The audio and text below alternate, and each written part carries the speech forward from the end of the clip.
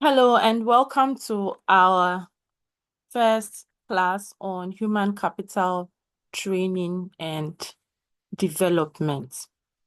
In this class, we'll look at a definition of human capital, right? We'll examine the role of training and development in human capital management. We'll describe the strategic importance of training and development in organizations and examine examine human capital versus human resources.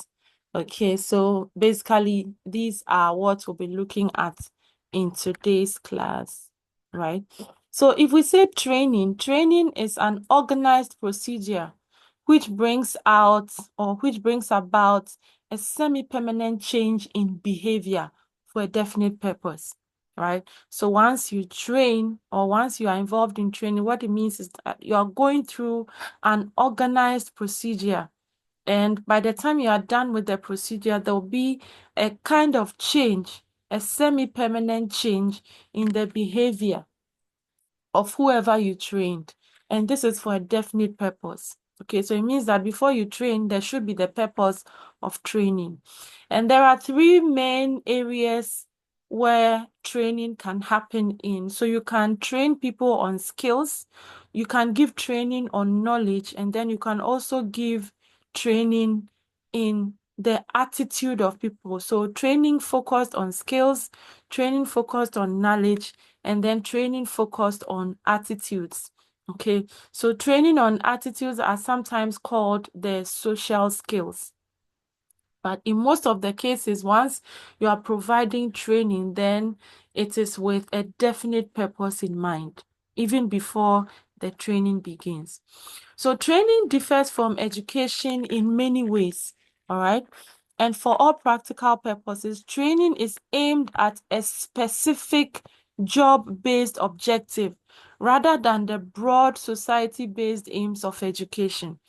So if we pick education, education requires that you are providing some kind of training, but you are helping the person to fit into the society. So you are helping the person to fit into the broader based requirements of the society. But when we look at training means in this context means that you are providing some specialized knowledge or specialized um, information aimed at a specific job-based objective. Okay, so for training, it requires that it is tailored for a specific need or a specific objective rather than education, which is broadly given. So you go through school whilst you are being educated and you are trained to fit into society. Okay, all right. Now we look at human capital. Human capital refers to the collective skills, the knowledge, abilities, and attributes possessed by individuals that contribute to their productivity and economic value.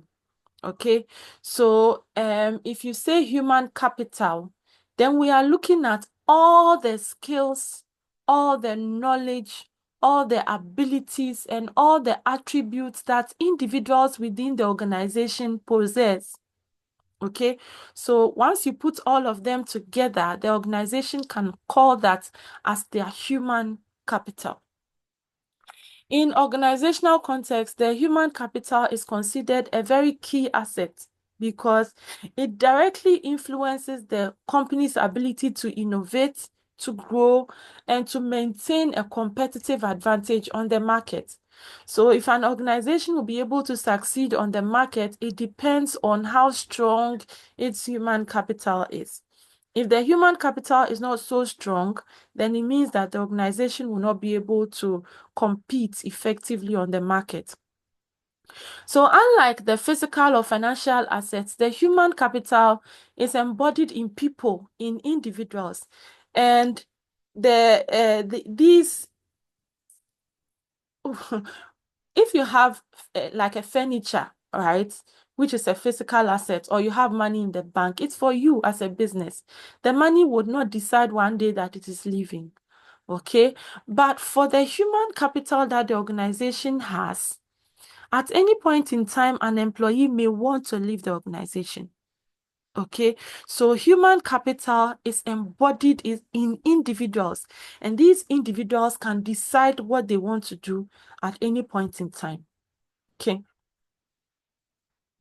Then we look at training versus development. If we say training, training refers to structured programs designed to improve employees' current job skills. Okay, it focuses on immediate performance needs.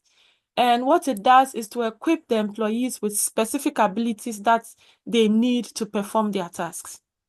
When you look at development, on the other hand, development focuses on broad skill building, okay, and helps prepare employees for future roles and future responsibilities. So you notice that training is for an immediate need. Training helps to fill an immediate need, whilst development helps to fill a future role or a future need, or a future responsibility that the person is expected to perform. It emphasizes long-term career growth, and these include leadership capabilities and adaptability to changing world environments. Okay, so training is short-term, development is long-term. All right. So in an organization, training can be given on anything. Okay, an employee can be trained on the policies and procedures of the company. Okay, an employee can be trained on some particular skills that they need. Maybe they have to improve their speed when they are typing, or they have to become more efficient with data analysis, or whatever it is. But you can also train employees on particular skills. Employees can also be trained in human relations skills. So, for example, you have a front desk person. They can be trained on how to welcome visitors. Okay. Then there's also training in problem-solving skills. Okay, sometimes you call the call centers of some organizations and you have a problem. Okay, employees are trained on how to resolve problems for customers. And then there's also training in managerial and supervisory skills.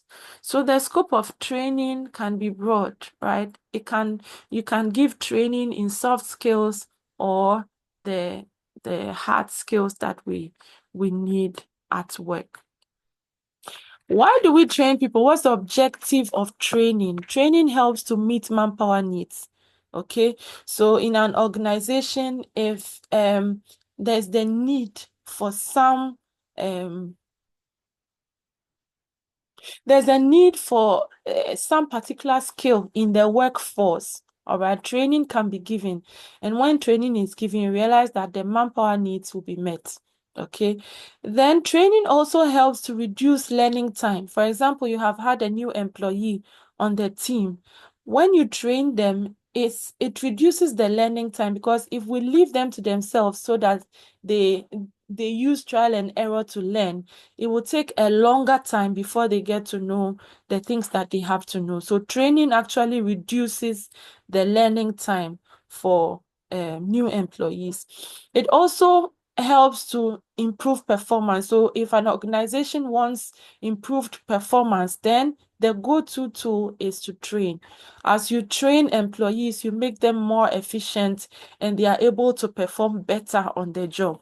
And then it also reduces wastage.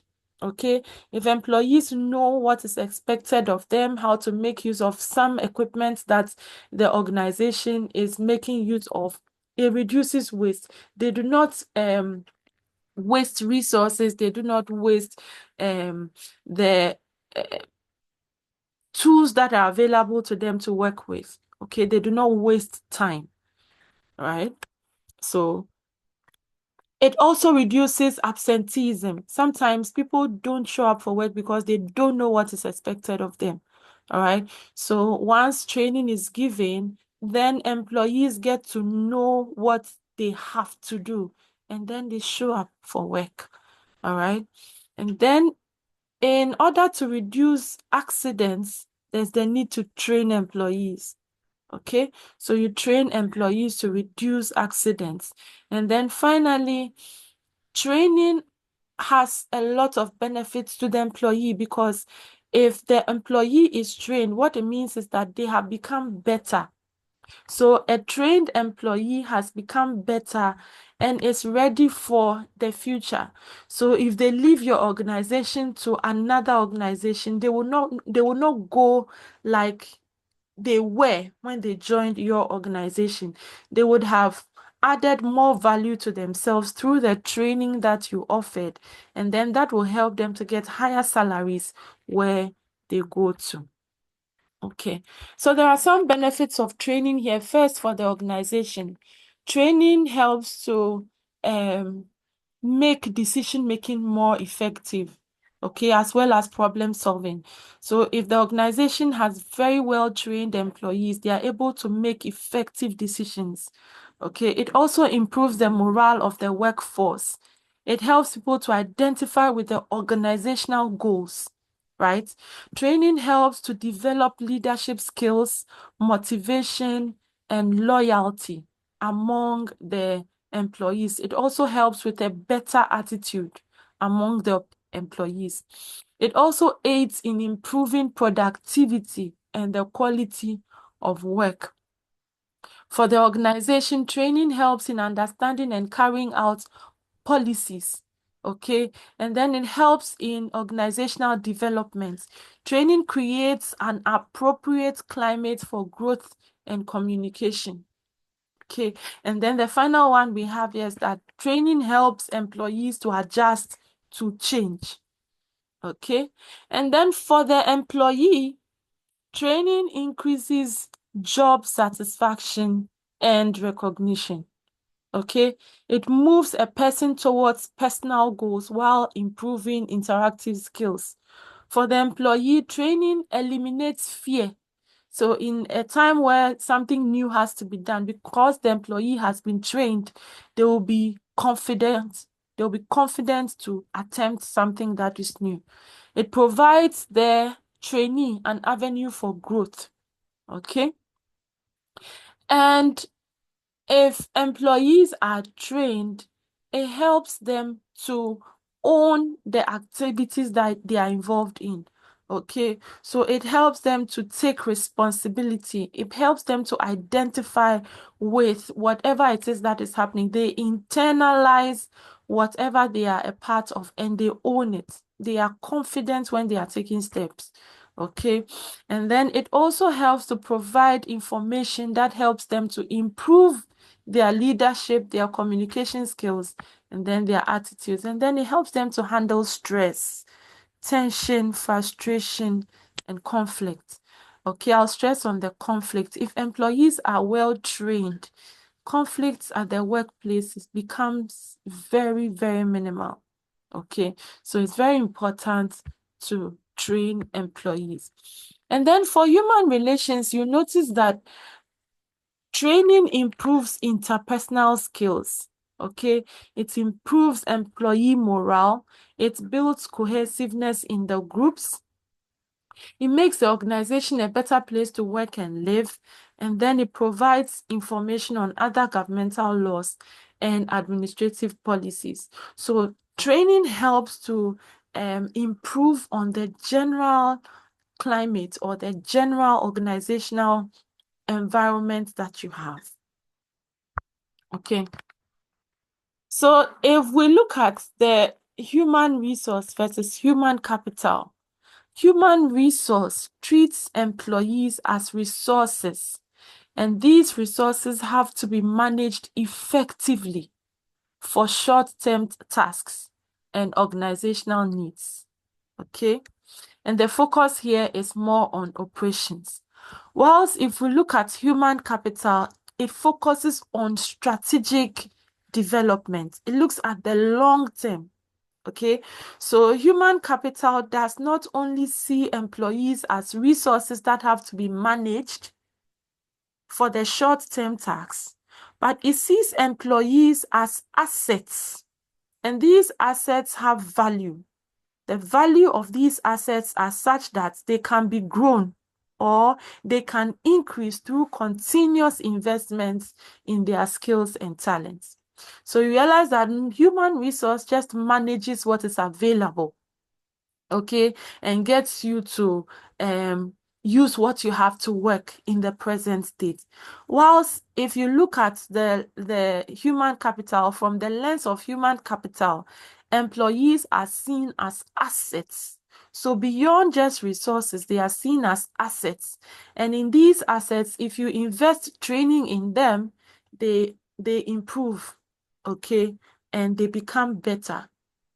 I hope that this is clear. All right.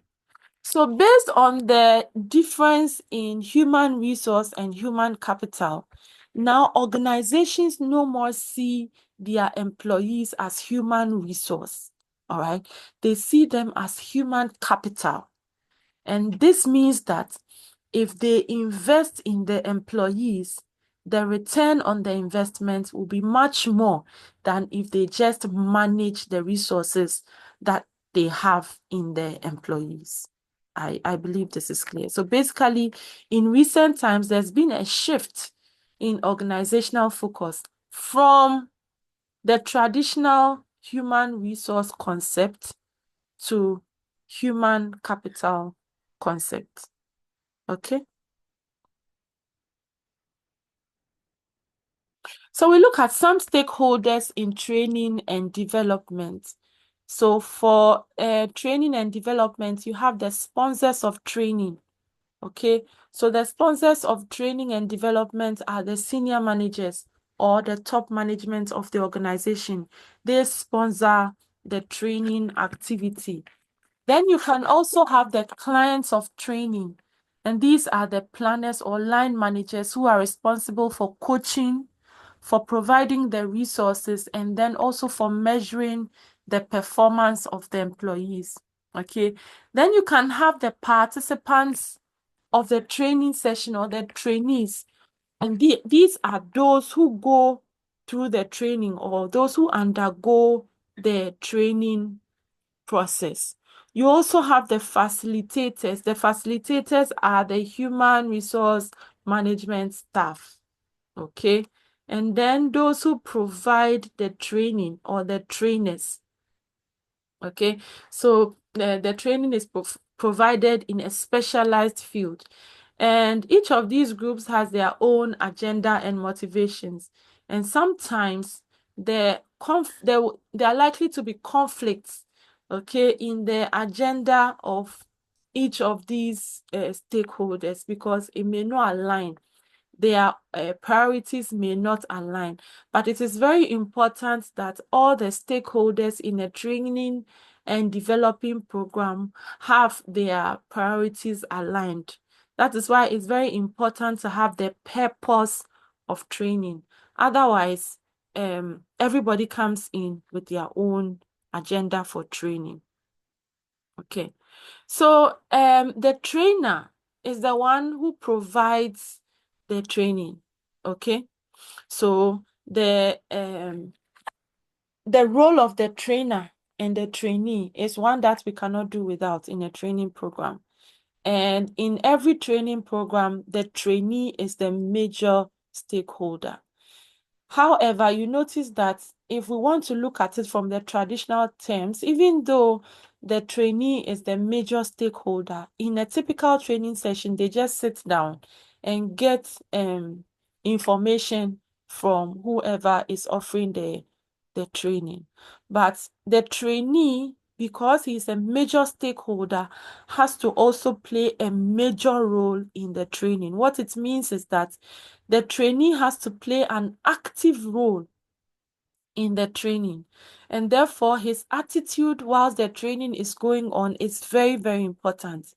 Okay, so it doesn't matter who is standing in front of the trainee and teaching them or giving them the required skills they need to work. The trainee himself or herself should also play an active role in getting what they have to to get.